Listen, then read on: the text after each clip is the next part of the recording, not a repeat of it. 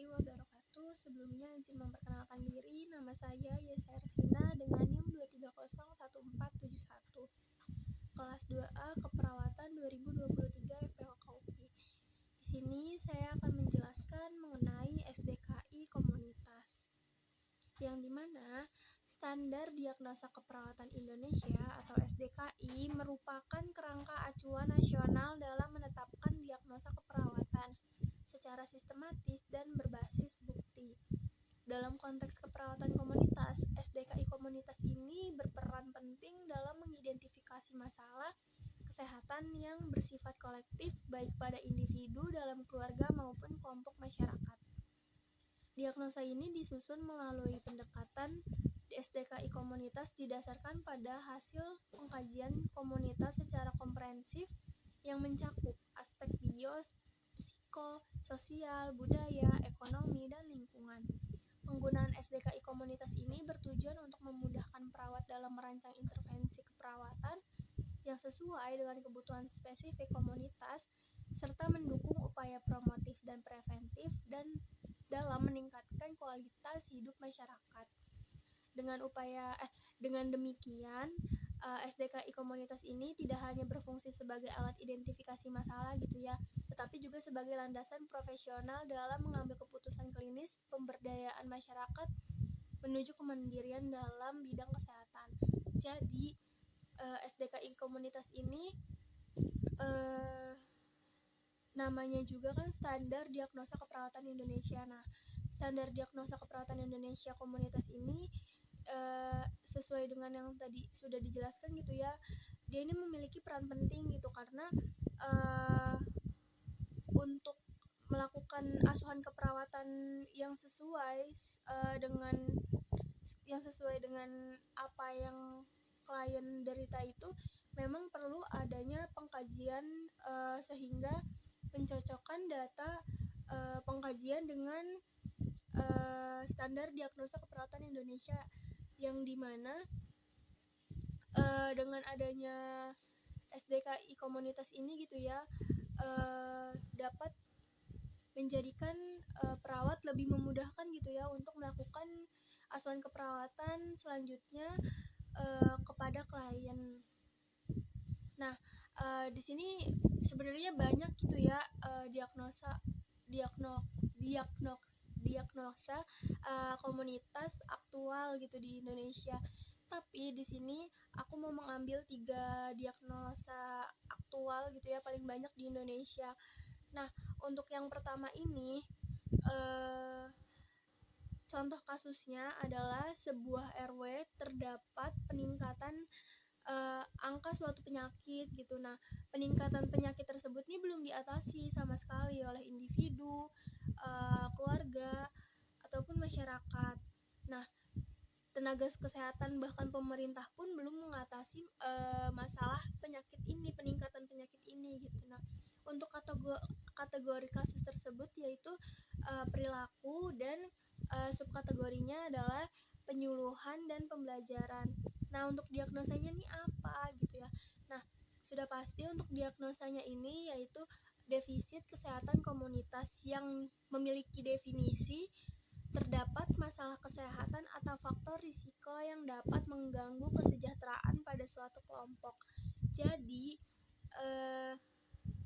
di sini nih kan defisit kesehatan komunitas yang dimana emang jadi mereka nih belum mengatasi sama sekali penyakit tersebut. Contohnya terjadinya peningkatan kasus hipertensi di daerah A. Nah, mulai dari individu, keluarga, masyarakat, tenaga kesehatan, bahkan pemerintahnya nih gak mengatasi masalah kesehatan tersebut gitu. Jadi ya bisa dibilang abai mungkin ya, intinya tidak diatasi gitu. Jadi mereka ini masuk ke kategorinya yang tadi yang sudah dijelaskan itu adalah perilaku, dan emang apa sih edukasi yang baiknya dilakukan yaitu penyuluhan dan pembelajaran. Selanjutnya nomor 2 nih paling diagnosa paling aktual gitu di Indonesia. Untuk contoh kasusnya yaitu di suatu komunitas belum tahu sama sekali tentang suatu penyakit. Nah, komunitas belum terpapar informasi apapun. Kategorinya perilaku, subkategorinya penyuluhan dan pembelajaran, sama seperti yang tadi. Dan untuk diagnosanya apa nih? Nah, untuk diagnosanya yaitu defisit pengetahuan tentang atau spesifikan. Nah, definisinya apa? Ketiadaan atau kurangnya informasi kognitif yang berkaitan dengan topik tertentu. Jadi sesuai dengan kasus tadi gitu ya. Contohnya lagi, misal di suatu desa, ya di suatu komunitas gitu ya, suatu desa, masyarakat lah, mereka nih belum tahu sama sekali misalnya tentang penyakit hepatitis. Nah, mereka nih belum sama sekali tahu, jadi mereka nih nggak mengetahui informasi sedikit pun tentang suatu penyakit itu gitu. Penyakit contohnya hepatitis. Nah, ini kan pasti berkaitannya kategorinya dengan perilaku. Nah, apa sih pendidikan kesehatan yang bisa dilakukan oleh kita gitu, oleh perawat, oleh ya tenaga kesehatan gitu ya, oleh pemerintah? Apa sih yang bisa dilakukan? Yaitu sama seperti yang tadi, penyuluhan dan pembelajaran. Jadi mereka harus mendapatkan penyuluhan gitu ya dan pembelajaran mengenai penyakit tersebut, karena contohnya saja, ketika penyakit hepatitis tersebut tidak diketahui oleh masyarakat, oleh suatu komunitas tersebut, maka akan menyebabkan dampak yang berbahaya ke depannya untuk baik jangka pendek maupun jangka panjang. Itu akan berbahaya. Lalu juga ketika sama gitu ya, sama seperti yang tadi, yang diagnosa paling aktual nomor 1 di Indonesia kan perilaku gitu ya kategorinya, dan subkategorinya adalah penyuluhan dan pembelajaran.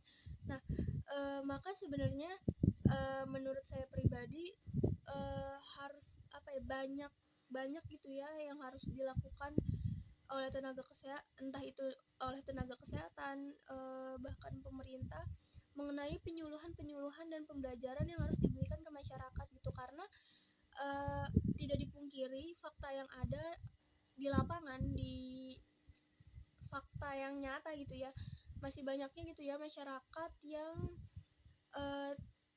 tidak mengetahui suatu penyakit gitu, dan itu akan berdampak pada kesehatan mereka gitu, terutama itu di daerah-daerah pelosok yang memang tidak terjangkau oleh pemerintah. Nah, lanjut ke diagnosa paling aktual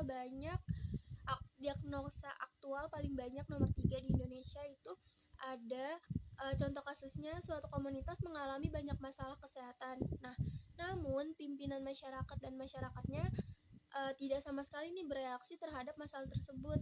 Nah, jadi mereka nih nggak ada tindakan apapun gitu. Untuk kategorinya psikologis.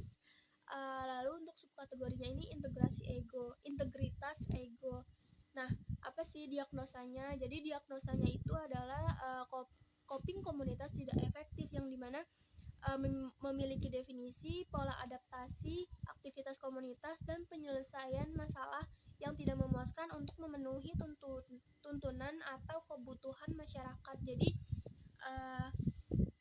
bedanya dengan diagnosa aktual nomor 1 dan 2 tadi, di sini berhubungan dengan psikologis dan apa sih yang harus diperbaiki, apa sih yang harus mereka perbaiki gitu ya, komunitas tersebut perbaiki, yaitu integritas ego, yang dimana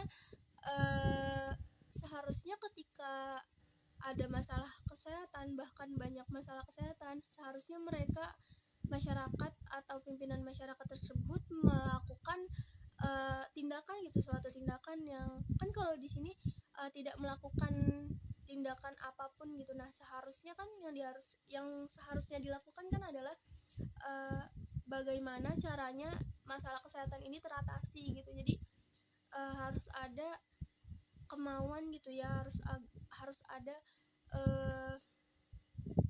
kemauan gitu untuk melakukan tindakan penanganan masalah tersebut. Nah, lanjut. Nah, di sini ada berdasarkan 3 diagnosa tersebut, urutan mana sih yang urutan terberat mana sih, mulai dari mana? Nah, yang pertama